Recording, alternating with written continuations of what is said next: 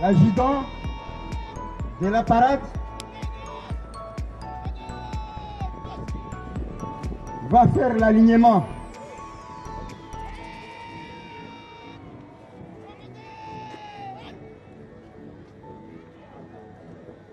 Le commandant de la parade, Major Porkamatari.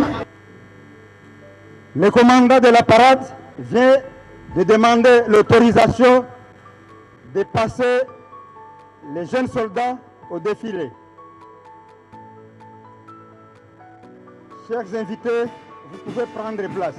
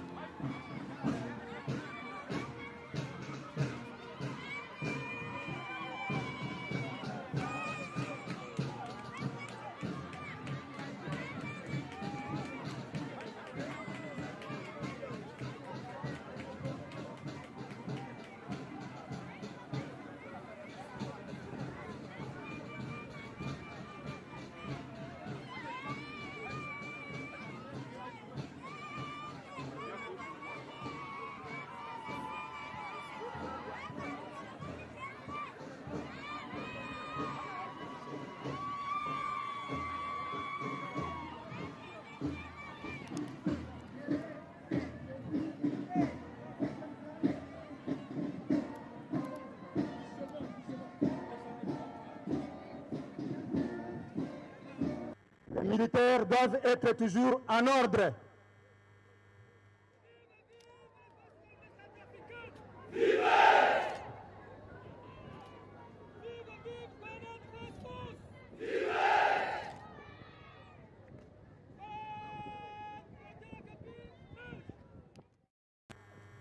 C'est la fin de la parade militaire. Maintenant, nous allons assister à la démonstration des arts martiaux.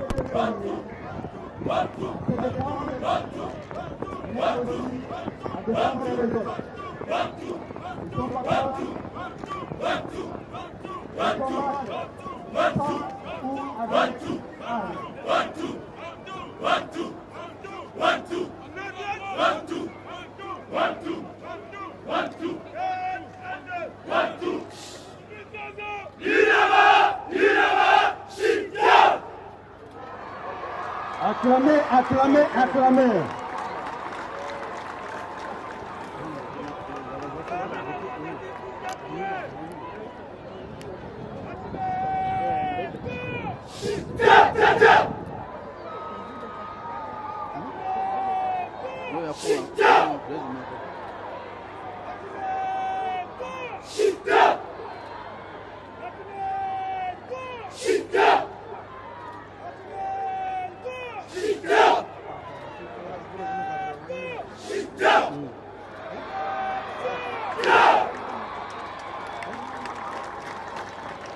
Nous allons voir la combinaison des coups de poing et des pieds.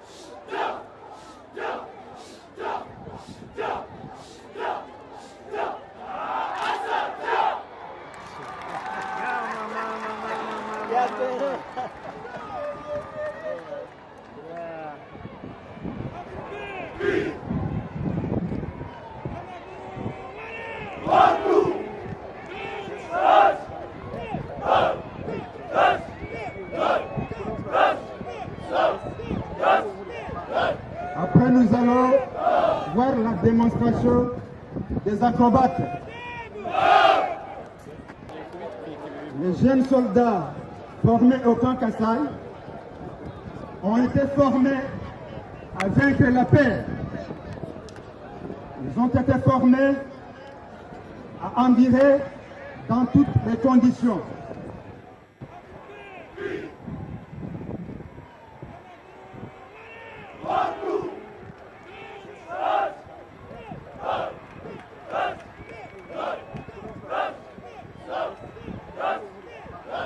Après, nous allons voir la démonstration des acrobates.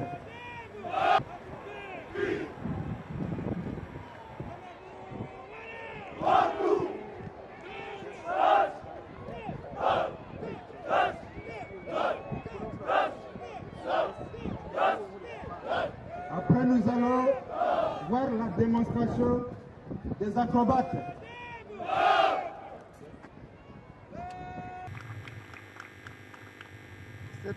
Et les combats corps à corps. Maintenant, nous allons voir les combats entre plusieurs personnes.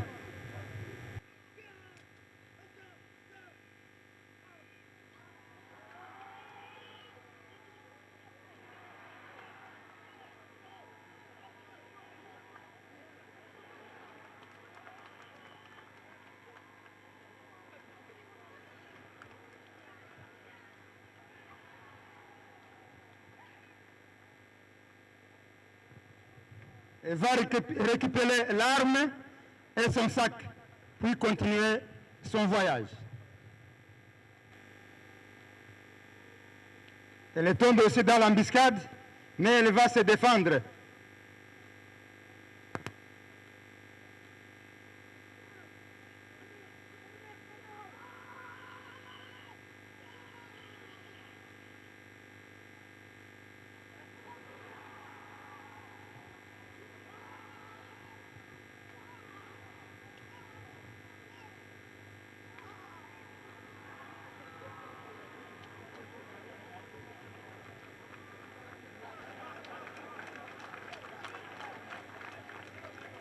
Et le chef va continuer son voyage aisément et calmement.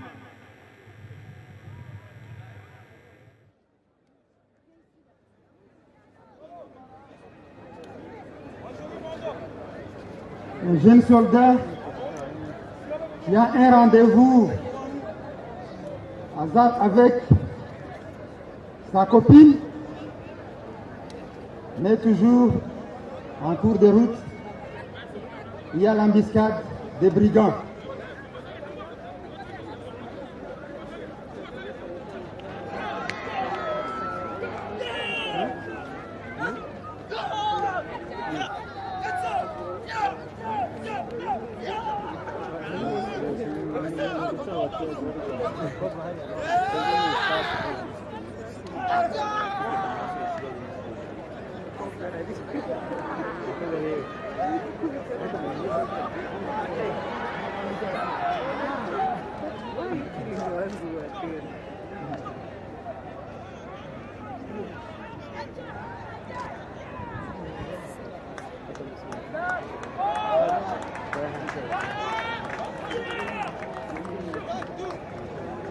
Pendant la formation, les jeunes soldats ont appris aussi l'entraînement de la musculation.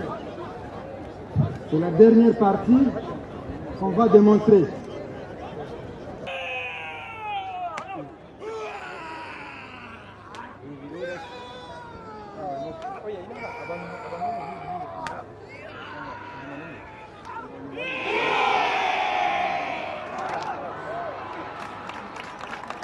Tout le monde part sur le cycle libre.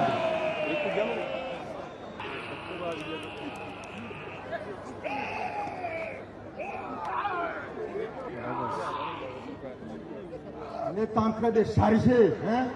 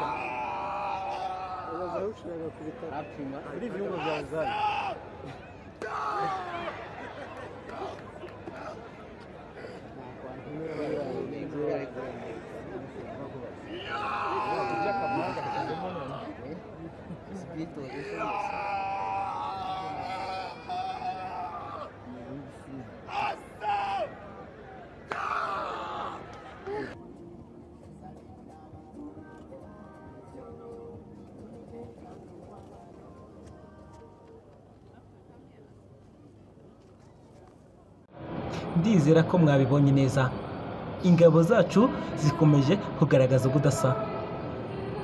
Ibyo zikora usibye muri East Africa, mu Rwanda umutekano wo barawubatse biragaragara. Muri Central Africa n'ahandi hirya no hino ku isi bakomeje kugaragaza ubudasa. Umugabo Central Africa turababona baraca mu muriro nk'icyuma, barenze iron kubera RDF, bakomeye nk'ibyuma kubera RDF, umuturage ku isonga kubera RDF, abana basubiye mu mashuri kubera RDF.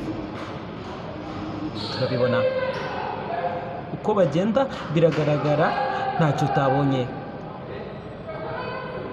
gusa biranabyo tugomba kubishima. Dushime ko bakomeje kwigaragaza i Rwanda, bagakomeza no kugaragariza urukundo amahanga. Nibyo gushimirwa. Ni Ibirori TV, mwakoze cyane.